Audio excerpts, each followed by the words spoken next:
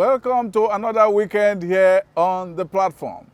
My name is Sam Omashe. I have two guests today to continue with our conversation on the extraordinary play RIONA.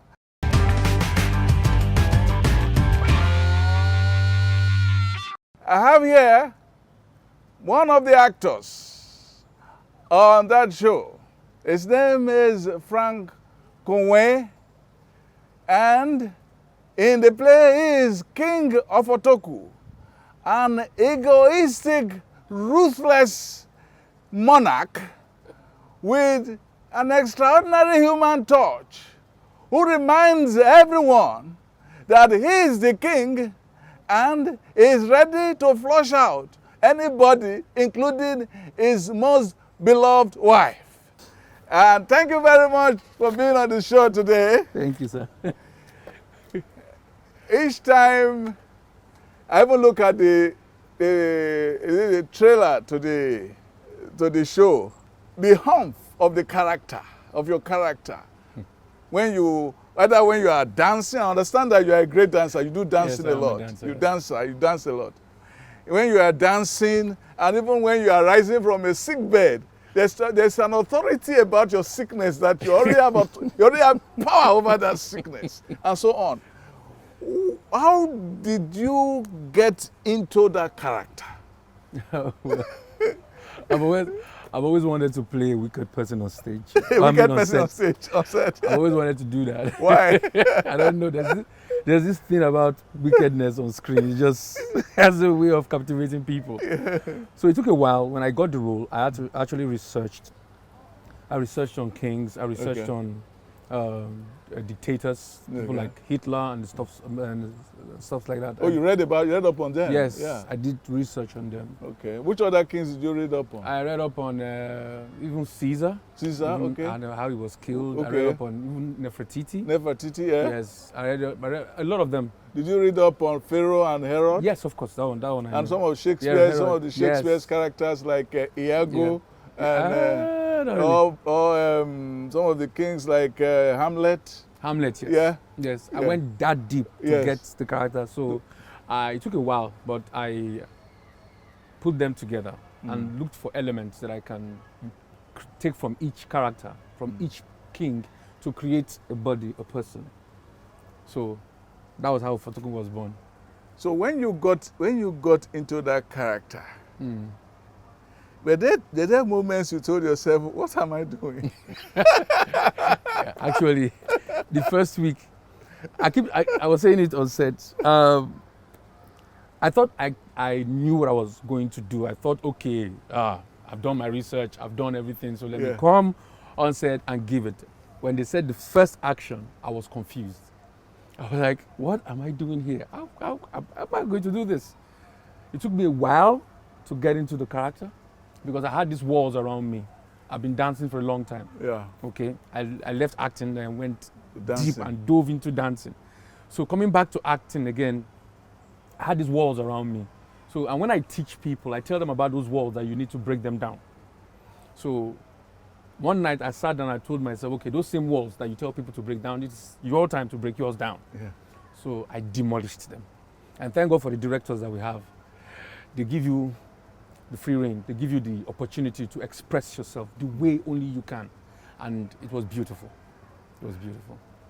You were used to giving orders and so on. How did you navigate the moments of real extraordinary empathy? And even sometimes when you showed extraordinary empathy, you saw that it was the lion bowing down. But how were you able to do that? For instance, a case when Aha would come with a suggestion that seemed out of character, you had to bend down sometimes to do so. It took a lot of, kinetic play, if I may use that word, to move, to maneuver. How did you do that? Well, first of all, I was following the script. Yes. Just following the script is one thing, yes. But yeah, the script is a guideline on how to bring that character out. So I followed the script, but I add my own, because the script is sent to us. Personality, We have the scripts already, Yeah. but the script that we'll be working on the next day will be sent to us the day before. Yes. So you actually go through your script, read your script, then play with different moves in your head. You play with it in your head. What do I need to do? This particular point, what do I need to do? Then we sit down. There's what we call the high council. Yeah. the men with the yeah. gray beards. Yes. So we sit down at the hostel and dig deep into our characters. Okay, we're playing this role tomorrow. How do you think I should do it? Okay, what I want to do. Do you think it's okay I play it like this? Someone will add, okay, why don't you do that part like this or say that line like that? Yeah. Okay, and it was a collective effort actually. So when you come on set the next day, you already know what to do. You already know what to do. So when camera says action, just go for it. There are so many interesting scenes. There's a scene about, getting Amaju killed, and then also the tension with Misa. Then there's also the tossing to and fro between your two sons, between Tohu and so on. Tell me about that tension. Okay. Okay, what was the first one? The tension, the one with Amaju. Okay, Amaju. Yes. Yes. Lord Almighty, when Amaju died, I was hiding in the house because Twitter blew up. Yes, Amaju had to die because Ofotokun fell in love with Misa. Yes. Okay? Fell in love with Misa. And what Ofotokun wants, Ofotokun gets. Yes. And Omereyon is there to provide it. Yes. If he gives the order, go, Omereyon goes. Gets it done. Yeah. But Omereyon does it out of his own selfish interest, what he wants to get from Ofotokun, not out of loyalty per se. Good. So, and the reason why Ofotokun fell in love with Misa was because when Mufe died, Ofotokun needed someone to take care of children. The two children, Tosan and Aha. Yeah. And Idolo suggested Misa. Misa, yes. While the three concubines refused to do the job. Yes. So when Misa came, and Misa being a lovely lady and all that, Ofotokun fell. And Ofotokun, when it comes to women, he had as anything one of them is said, every woman is at the beck and call of the king. He owns all the women. He owns all of them. Yes. So he fell in love with Misa, and the only way he could get Misa was to kill Amaju. Amaju, the prized warrior. Yes. So then the toss between Aha and Towu. Towu wants to be crown prince. Ofotokun admires Towu because Towu is more like him. Aha is the crown prince, but Aha doesn't have that gusto, that drive, that drive that Towu has, and it frustrates Ofotokun. Yes. Because Ofotokun sees more of Mufe in Aha. He wants, if he wishes he can combine the two of them to make them one. Daring do. Yeah. He wishes he can combine the two of them and make them one person. Yes. He talks to Towu. What he does, he pulls the leash on Towu, drags the leash down. Don't go too much. Then he goes to Aha and kicks him. Yes. Jump, move. You get.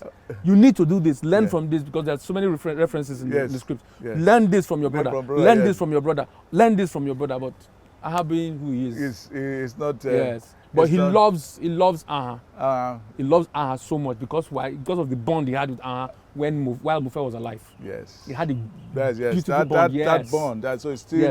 It's still that very, very strong connection. Yes. There's also that. How do you play with this issue of the dark moon? Yes. The night of the dark moon. How does it play with Ofotokun?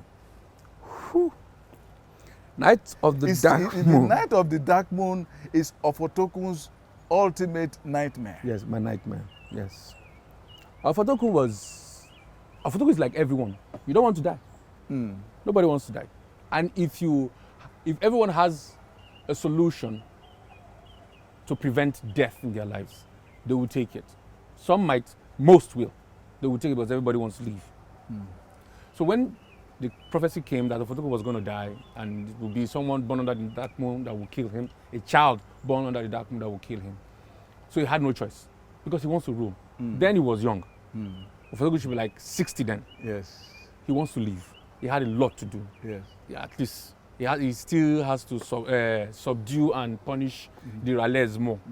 So he still wants to do that. Yes. You get. So when the prophecy came, he had no choice but to wipe out every child that was born on that night. But it haunted him. It haunted his conscience because he knew what he did was wrong. But being the king that he was or he is, he refused to accept it. The only person he confessed to, the only people that he confessed to was Merenyo, who carried out his instructions, and Mofe, yes, who he bared his soul, yes, so because he loves her. Yes. And he kills him. That reminds me of Shaka Zulu. Shaka and Noliwe. Okay, Shaka. Yes, Okay. he had to kill him. Even this man had to do a big poem on it. There's some big book, Shaka, on it. Okay. A big poem on it. There's also a poem called Noliwe by the former Senegalese president. It's not that I really loved you less, but I didn't have to kill you or something like that. A poem like that. Yeah, he loved it, but somehow he had a hand on it. Yeah, Mofe dying wasn't Ofotokun's intention. It wasn't intention, but he wanted had a to hand leave. in it. He wanted to leave. Yes. But he had to choose his own life. Well, that's why That's the ultimate choice. That's why Ofotoku hates Atigbi. Yes, Atigbi. Atigbi. Yes, there's that tension between the Ofotoku, Atigbi, and the priestess. Areyeka. And there's that tension going on between. Yes. And that's part of also the Ofotoku trying to see if he can transcend the gods. Yeah. And that is part of the hubris. Yes. In kings, and I hope that the people in power today can understand and read plays like this to understand how power can easily get out of control. How no matter the position you are, you can get out of control. Yes. Now, when you saw, as I asked the director, executive producer, how did you feel? I know I spoke to you on phone and I told you, look at, they're looking for your throne on the set, and they're also fighting over the throne. Now, how did you feel when that was going on? What kind of feeling was that? It's the same. I was like, okay, did we predict what was going to happen? Did we predict it? But another thing, when we finished RIONA, we finished shooting, when you call me Ogiame, yeah, beside Shekiri people, I will beg them, please. Don't call me Ogiame. Ogiame na TV. Please don't call me Ogiame here. I'm Frank here. Yeah, Frank. Ofotoku is Ogiame. Yeah. And then you're fond of saying Agbakara. Which means crocodile. Which means it's an exclamation. It's an exclamation. Yes. It's a way of saying, don't try me. Don't try me. Thank you very much. Thank you, sir. This is Frank Kowe, right? Yes, Kowe. Kowe is the king in the play RIONA, which is still featuring. Thank you very much for being on this show. Thank you, sir. Thank you. We'll take a short break and we have another actor. There are very many females in the play RIONA, many of them with extraordinary heft and flexibility and action. Many of them stand out, but one of them is here today who has shown great perspicacity, great strength of character, great individuality and independence. The name of that character is Shema, and the actress is none other than Maggie Osome. You're welcome to this show. Thank you very much. There's something about your character in RIONA.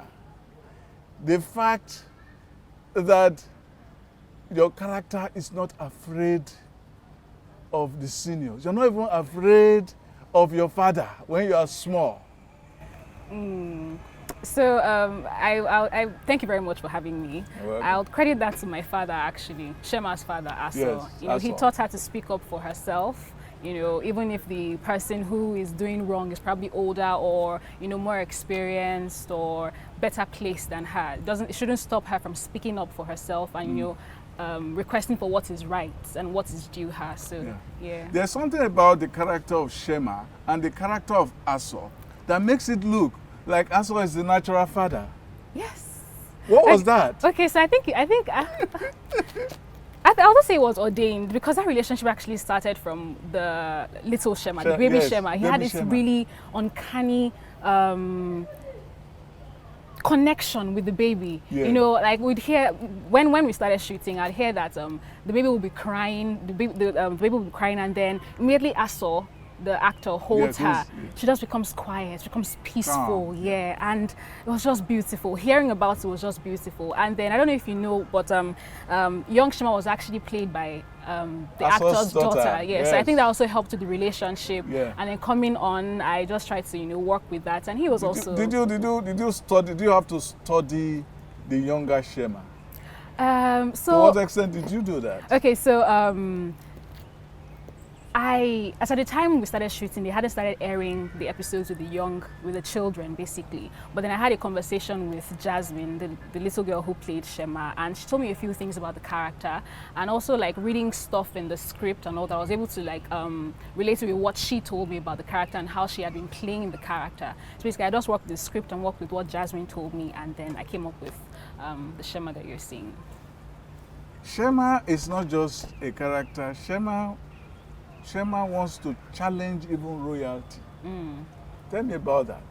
Okay, so earlier when you mentioned something about her not liking order, and I'll say when the order of things doesn't benefit the general public, it's your responsibility to challenge that order so that things get reset. Why is it Shema's responsibility? It's everyone's responsibility. Why does Shema carry it as though there is a certain prophecy that she should do it? She acts like somebody who has a prophecy, but she doesn't look like somebody who believes in the spiritual. Okay, so you know, you might not believe in the spiritual, but the spiritual also orders what happens in the physical. So I would say the gods have a hand in her behavior, in her character, in that spirit, that drive to achieve things, basically. So her father taught her to speak up, you know, when things aren't going right, speak up and demand for what is yours, demand for what is right. But then that's the what's the word now? She's so driven. That drive, I would say, is from the gods, basically. That drive was ordained by the gods.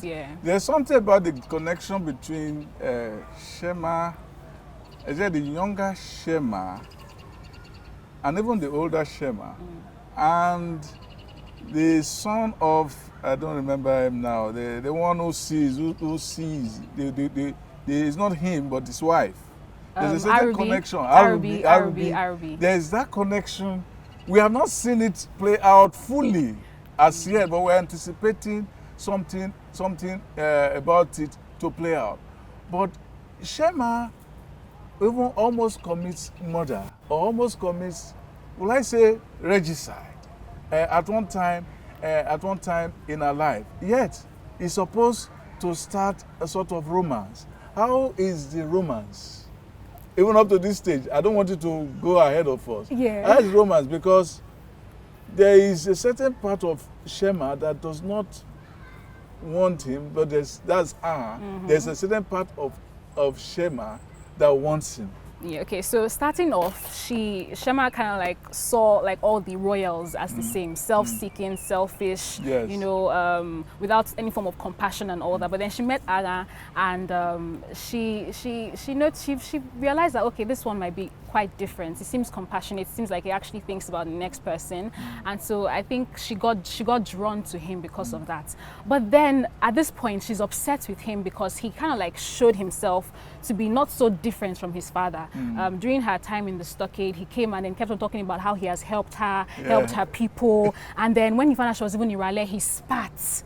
He spat. You know, and that was just so upsetting for Shema, basically. Why would you spit? Why would you? So is it because I'm in Raleigh, does that mean I'm now disgusting? You get, and I think that just makes her see that, okay, he's not so different from his father and the rest of them. Yeah. So at this point, I think that is what is holding her back from, you know, like opening herself to the love and the romance with Agan. Yeah. But it spares her. He spares him. She spares him. Sorry. Well, she spares yes, him too. she still has that soft spot for him. But she's not ready to accept it. Not accept because that. He still needs to change. He still needs to learn some things. Learn Yes. Some compassion. Some reality. Some reality. there is also this sense that the Riale people are so oppressed, are so weak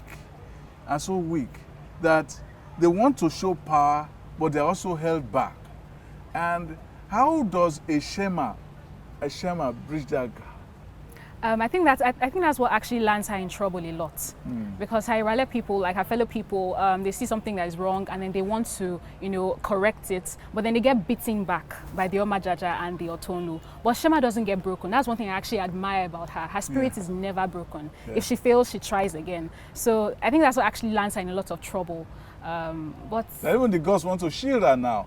They don't want her to be seen. She's special. They don't want her to be seen, even to be recognized. But then she comes face to face with her real mother when the mother is weeping in the bush and burning stuff and coming out with the beads and all of that.